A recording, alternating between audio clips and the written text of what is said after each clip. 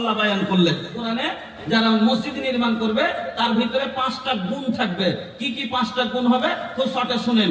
আল্লাহ রাব্বুল আলামিন বলেন, ইন্নামা ইয়া'মুরু মাসাজিদাল্লাহি মান আমানা বিল্লাহ ওয়াল ইয়াউমিল আখির ওয়া আকামাস সালাহ ওয়া আতাজ যাকাত ওয়া লাম ইয়াখশা ইল্লাল্লাহ।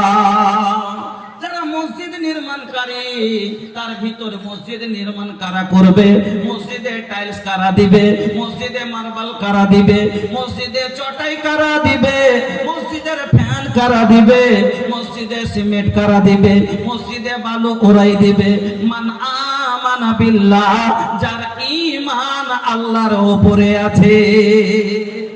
এই সবার ভিতরে যতগুলো লোক আছে ঈমান আল্লাহর উপরে আছে না নাই? সবাই আল্লাহকে মানেন কিনা? আল্লাহ এক জানেন, সবারই ঈমান আছে। ওয়াল ইয়াউমিল আখির, আর কিয়ামত বলে বিশ্বাস আছে না নাই? সবারই বিশ্বাস আছে যে হ্যাঁ একদিন কিয়ামত হবে আর আমাকে আমার জীবনের সব হিসাব দিতে হবে। কি করিতে আইলা, কি করিয়া গেলা।